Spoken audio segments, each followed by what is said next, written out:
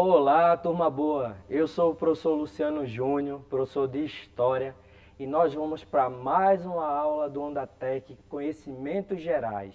E a onda de hoje é compreender algumas razões da desigualdade social no Brasil. Vem comigo nessa onda?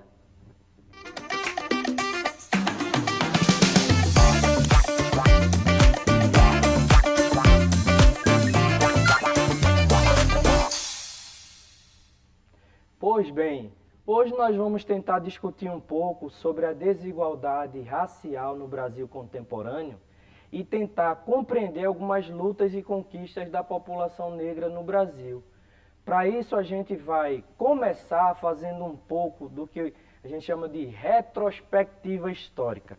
A gente precisa fazer essa contextualização porque a gente sabe pela história do Brasil que durante um bom tempo, na história do nosso país, a gente viveu com a presença de um regime que a gente vai chamar de escravização.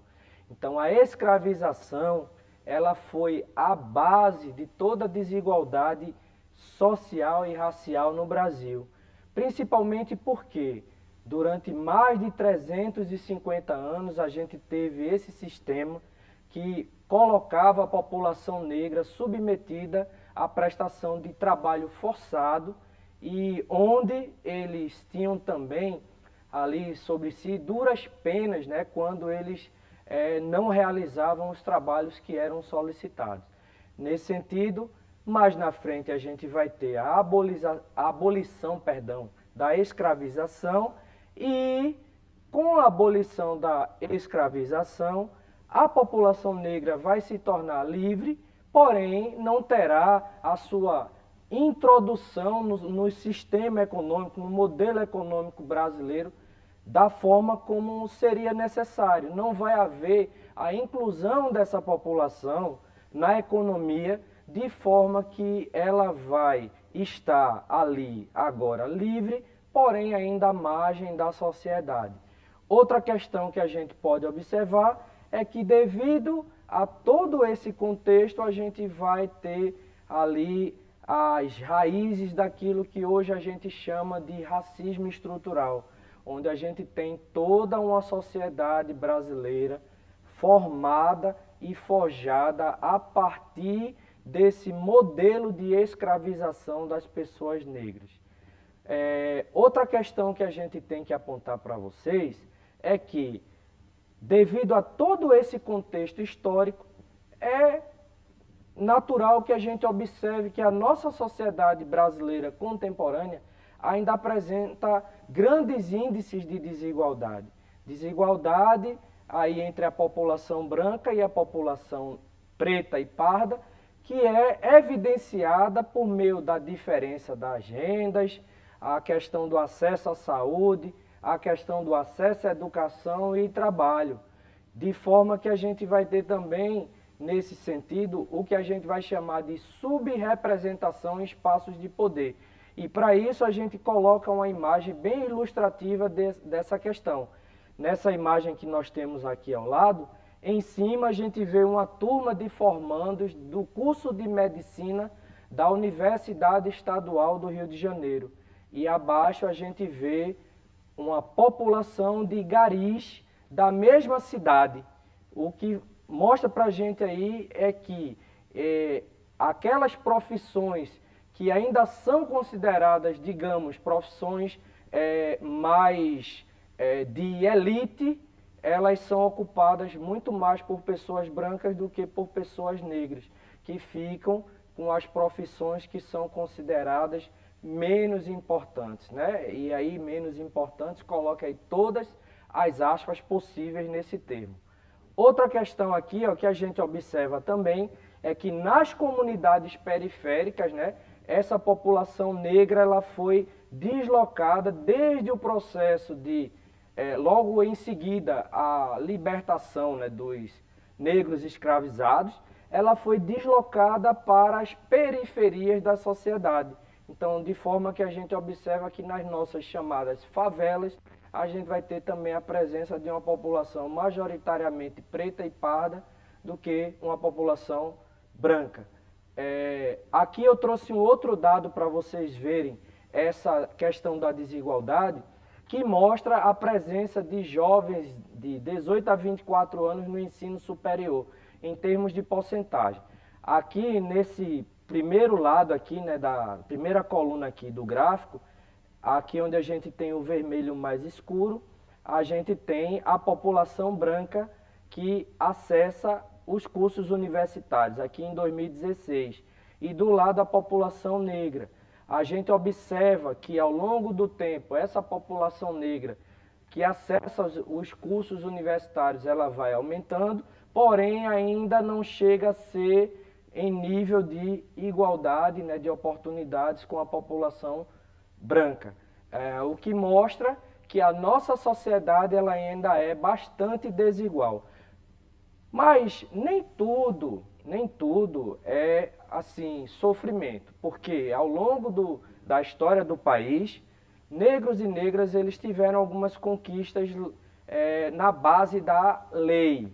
A primeira delas, né, que é a Constituição de 1988, que com a Constituição de 1988 vai se colocar ali a dinâmica de que todas as pessoas elas são iguais perante a lei, e isso abre margem para que a gente não tenha ali mais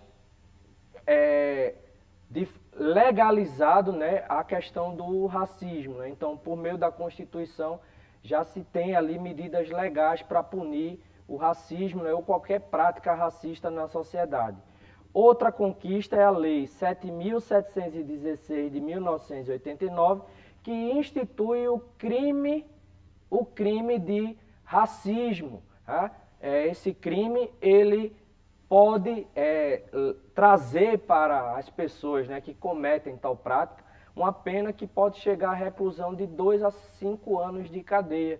E o Estatuto da Igualdade Racial, que é a lei número 12.288 de 20 de julho de 2010, que trabalha nessa dinâmica também, né, de punir os casos, né, de racismo e de injúria racial.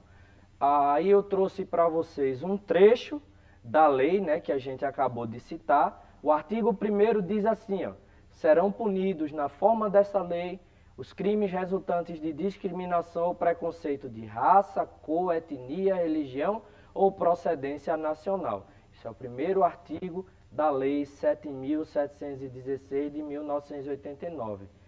Outra questão importante é que ao longo desse processo de lutas, né, vão surgir alguns movimentos formados ali por pessoas negras que vão lutar contra essas desigualdades e contra o racismo, né, na sociedade brasileira. Dentre eles, a gente destaca o movimento negro unificado, que surgiu no contexto da ditadura militar na cidade e estado de São Paulo em 1978, que vai ter um papel central nas conquistas dos direitos da população negra, né?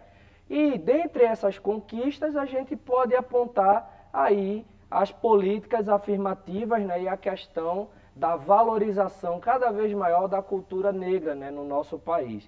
Como, por exemplo, a questão das cotas raciais em universidades e concursos, que tem, por exemplo, feito com que a população preta e parda ela aumente nas universidades, quase que já se equiparando à população branca na questão do acesso aos cursos de ensino superior. E nesse sentido também, aqui é como a gente citou, a valorização da cultura afro-brasileira, por meio da valorização, né, do samba, da capoeira, da literatura produzida por pessoas pretas e pardas. Por fim, para a gente conduzir, para encerrar a nossa explanação de hoje, a gente tem aqui ainda alguns desafios. Embora a população negra ela tenha conquistado alguns direitos, né, e a gente veja avanço na questão do combate ao racismo, à injúria racial, à discriminação dessa população, mas ainda existem alguns desafios, como, por exemplo, o enfrentamento da violência policial nas comunidades mais periféricas, né, e o genocídio da população negra, né, que tem sido cada vez mais vítima de crimes, né? Crimes que terminam ceifando as suas vidas. Um desafio também no sentido de implementar cada vez mais uma educação antirracista nas nossas escolas públicas, né? E o fortalecimento da participação política e dos movimentos sociais. Isso ainda são desafios que precisam ser alcançados. No mais, para ver se vocês entenderam tudo o que a gente trabalhou até agora, tem aí uma questão. Vamos analisar a questão. Ela diz assim, ó, a desigualdade racial no Brasil contemporâneo, se expressa em diversos aspectos da sociedade. Entre eles, destaca-se. Aí, vamos ver aqui, letra A. O acesso igualitário de brancos e negros a universidades e cargos de liderança. Letra B, a maior representação de pessoas negras em posições políticas e empresariais no país. Letra C aqui, as diferenças salariais e de acesso à educação, saúde e moradia entre brancos e negros. E a letra D, a inexistência de movimentos sociais voltados para a luta contra o racismo estrutural. Observem que a gente citou aqui para vocês alguns avanços e alguns desafios. Porém, o que a questão quer que a gente coloque aqui como alternativa é em que aspecto da sociedade a desigualdade racial ela ainda se faz presente. Nesse sentido, a resposta da questão seria a letra C. As diferenças salariais e de acesso à educação, saúde e moradia entre brancos e negros. Nós vimos, né, que ainda temos um número menor de negros e negras nas universidades e vimos que essa população ainda não tem acesso a cargos, né, que são considerados mais elevados na sociedade, o que faz com que essa desigualdade ela se manifeste ainda em nossa sociedade. E agora, pessoal, para terminar, eu peço que vocês acessem o QR Code que está aparecendo na tela para vocês. Esse QR Code vai levar vocês a um vídeo. Assistam ao vídeo e depois debatam sobre ele com a turma e com o seu professor ou professora. No mais, até a próxima. Tchau, tchau.